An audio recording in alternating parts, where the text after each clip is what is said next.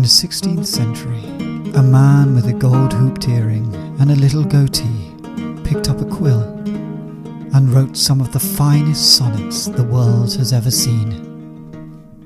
500 years later, a man with nothing better to do sits down with a microphone and tries to work out what the hell that bloke was going on about. Welcome to the final couplet.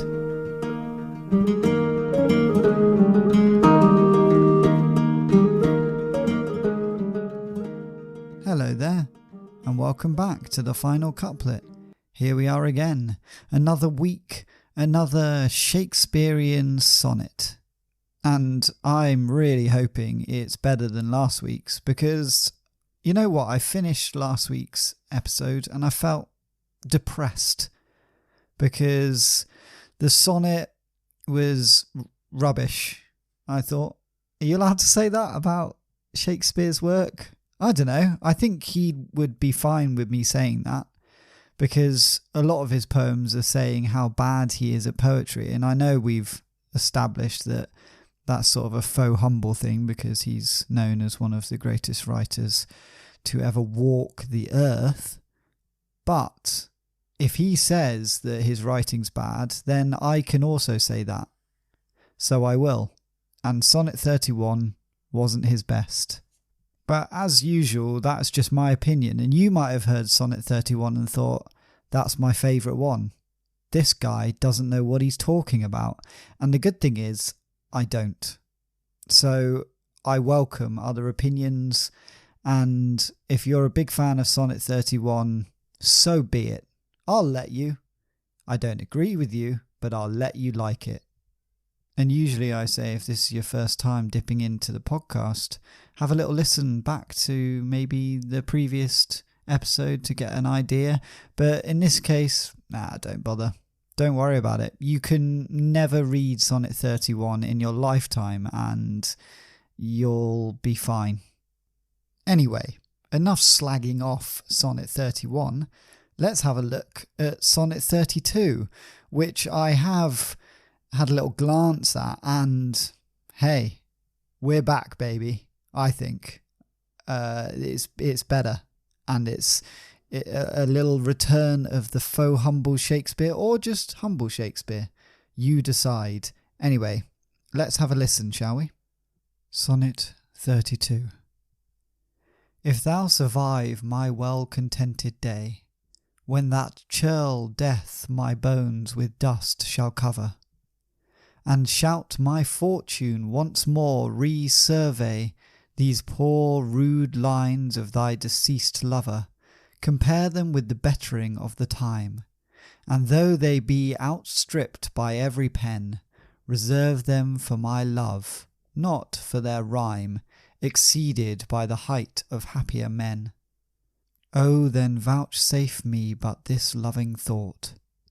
Had my friend's Muse grown with this growing age, a dearer birth than this his love had brought to march in ranks of better equipage. But since he died and poets better prove, theirs for their style I'll read, his for his love. Well, that's Sonnet 32, and for me, I think he's back to his best. There, I said it. I like this one. I think it's a return of Shakespeare's sort of humble core writing, or faux humble writing, whatever you wish to think of Shakespeare at this moment. I mean, I do personally think at this point, does he really think he's a bad writer? I don't believe that. I think he thinks he's bloody good, but he has to say, oh, I'm no good, I'm not very good.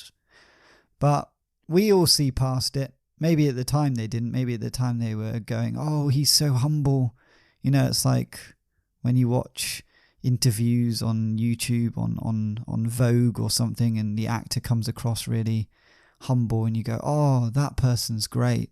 They're just so down to earth, aren't they? They just stumbled into being a Hollywood actor. It's crazy. It's like that. The other thing that I wanted to quickly get across before diving into what this means line by line is that there is actually a poem within a poem. So that's nice. We've seen movies within movies, and obviously that originated probably from Shakespeare's poem within a poem. There's a whole section that's in quotes, so that's exciting, but we'll get to that in our breakdown. But something to look forward to, I think. Anyway, let's try and work out what the hell Shakespeare's going on about in Sonnet 32, line by line. So we start with, if thou survive my well-contented day, when that churl death my bones with dust shall cover. So he's saying to the recipient of this poem, if you outlive me, basically, if you live on after I'm all just bones that are covered in dust, then he continues with, and shalt by fortune once more resurvey these poor rude lines of thy deceased lover. And this is continuing the same thought. So when you've outlived me, and I'm all bones and stuff, and you happen to read my poems again, then it continues. This is all one thought, but I thought I'd break it down. Compare them with the bettering of the time, and though they be outstripped by every pen, reserve them for my love, not for their rhyme, exceeded by the height of happier men. So, he's saying, if you live longer than me, and my bones are all dusty, and you happen to have a look at my poems again, no pressure, but if you happen to stumble across them, and you think, oh, those are not very good poems, those are pretty badly written by the man who loved you, aka me, William Shakespeare, remember this, that a lot of time has passed, all right, since I died, and people have got better at writing poetry. So you're thinking about my poem, obviously, I wrote this years ago, and now poets today are way better at writing, all right? And their poems are definitely going to be better than mine.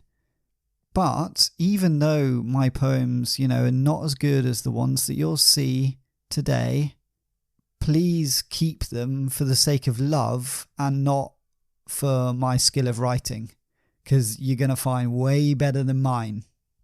And I take the piss a bit and say that Shakespeare was faux humble and knew he was a great writer, but maybe he did think that his poetry wouldn't age very well.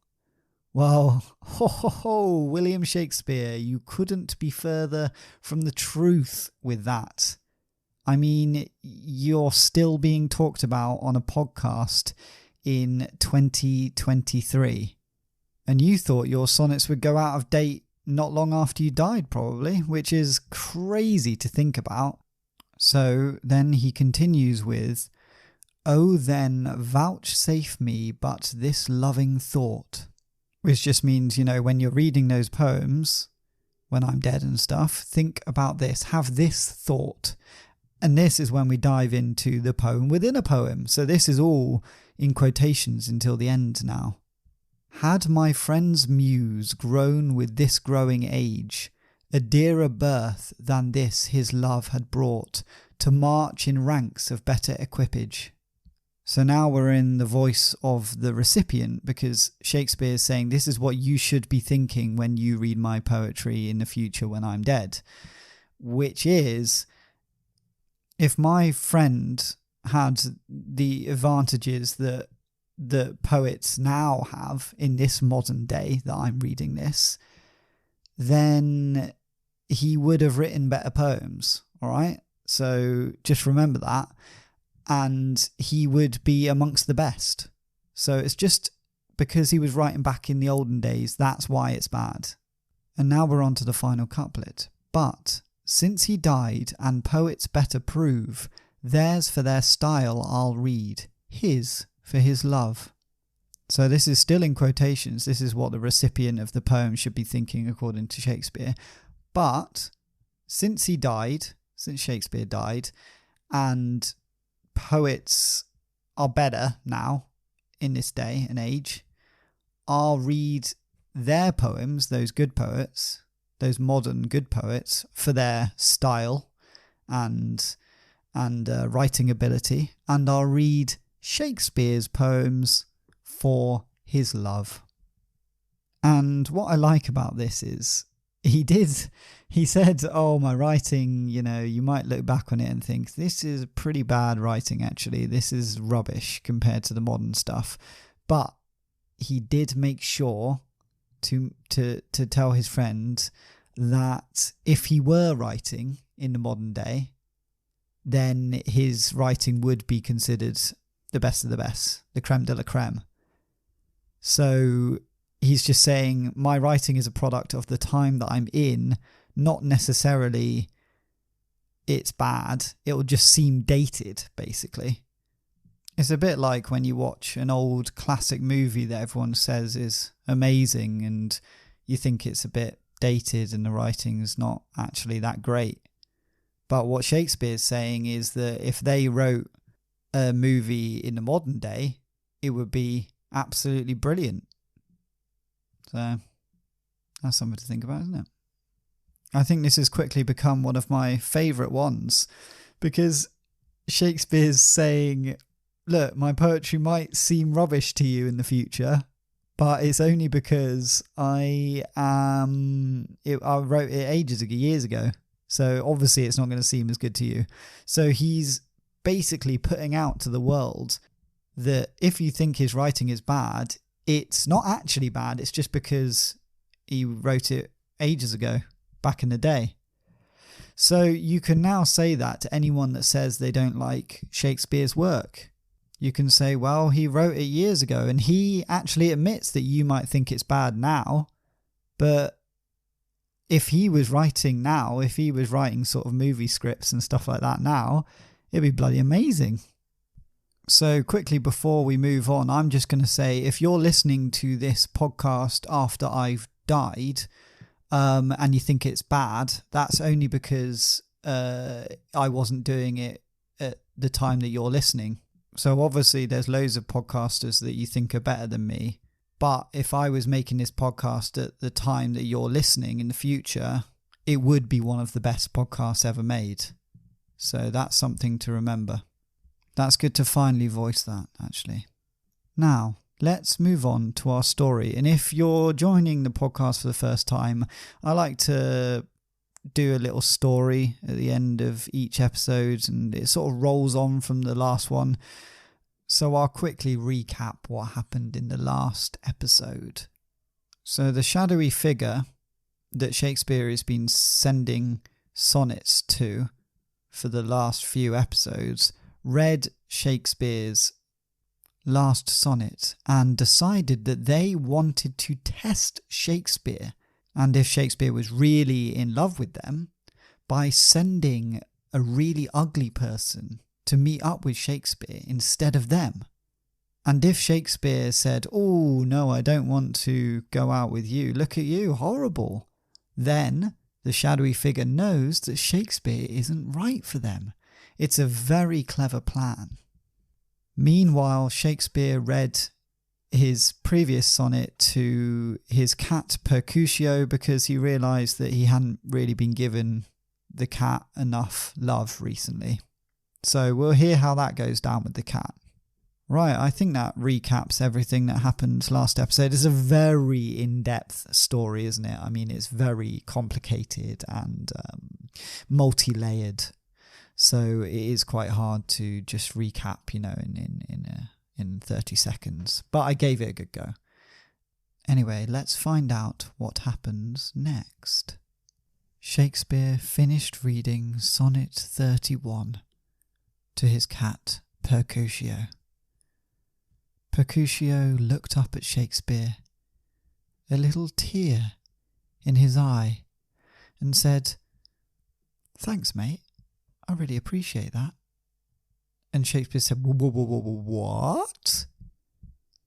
And Mercutio said, "I mean, meow." And Shakespeare said, "I'm sure I just heard you say something." And Mercutio meowed again and purred and rubbed his little head against Shakespeare's chest. And Shakespeare sighed and thought, must have been that big doobie that I smoked earlier. It can have that effect on me. But smoking the doobie is the only reason I can come up with crazy ideas like Midsummer Night's Dream and all of that weird storyline with the fairies and the donkey head and everything like that. He felt pleased that he'd finally told Mercutio how he felt about him, and Mercutio seemed pleased to receive the sonnet. Shakespeare looked at his clock. Were clocks a thing then? I don't know. And he thought, oh God, oh no, I'm meant to be meeting the shadowy figure in the graveyard right now. So he quickly chucked Mercutio off his lap and onto the floor. Mercutio went, oi, bloody hell. And Shakespeare said, what was that? And Mercutio meowed again and sauntered off into the next door room.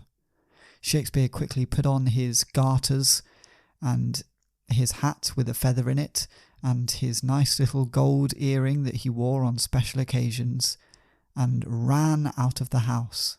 He ran and he was sweating quite profusely at this point and thought, oh no, I'm going to look terrible for the shadowy figure. This is a nightmare. And also, he didn't even have a present for the shadowy figure. What would they think of him? So as he ran, he thought, I know, I'll write another sonnet for the shadowy figure, but this time deliver it in person. They will love me forever if I do that. So as he ran, he quickly scrawled Sonnet 32 on a piece of paper.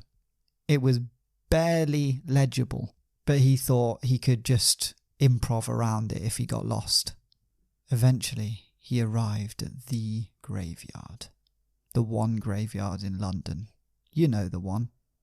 He straightened his clothing and roughed his ruff, opened the big iron gates and walked in. There was one figure standing in the graveyard. They were slightly hunched over and wore a long, dark coat. Shakespeare's heart fluttered and thought, could this be the shadowy figure? He looked for the telltale sign that the shadowy figure had given him. A rose behind the left ear, and sure enough, there it was, a red rose glistening in the moonlight behind this mystery figure's ear. Shakespeare went up to the mystery figure and tapped them on the shoulder and said, it's me, the sonnet writer. The mystery figure turned their head slightly and went, eh? And Shakespeare said, it's me, the sonnet writer? And the mystery figure said, hey, you're going to have to speak louder, I can't hear what you're saying. And Shakespeare said, it's me, the sonnet writer. And the mystery figure turned round to face Shakespeare. He was a small man in his 80s, with thinning hair, black teeth, wet lips, and a look that could only be described as ugly. Shakespeare caught the face in the moonlight and grimaced. He thought, good God, this is quite honestly one of the ugliest people I've ever seen, and not at all how I pictured them looking in my head. But somehow I think I still love them. The mystery figure said, you all right? And Shakespeare said, yes, I've been waiting to meet you, and I'm honoured to finally see your beautiful face. And the mystery figure said, eh? And Shakespeare said, I'm honoured to see your beautiful face. And the mystery figure said, oh yeah, I've heard that one before. And Shakespeare says, if you don't mind, I've written a little sonnet as a present for you. And the mystery figure said, "Hey, a sonnet? What's that then?" And Shakespeare said, "It's a type of poem, really. You write as well, don't you?" And the mystery figure said, "Hey, say it again." And Shakespeare said, Don't worry, I'll just read you this now if you don't mind." And the mystery figure said, "Yeah, go on then. I don't have long though." Shakespeare wondered why the mystery figure didn't have long, but thought, oh well, I'll just read the sonnet anyway. He retrieved Sonnet 32 from his back pocket and read, Sonnet 32.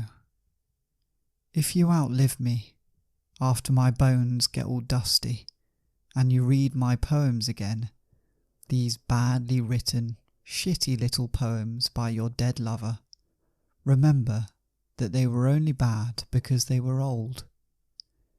Even though any poet today could write better than I did, keep my poems for the sake of love rather than my skill, which has been far exceeded by other poets. And allow me this loving thought. If my mate had been writing poetry today, his poems would have been way better and would rank alongside today's best poets. But since he died, and poets are better now, I'll read other poets' work for their style, and his for his love. Well, the plot thickens.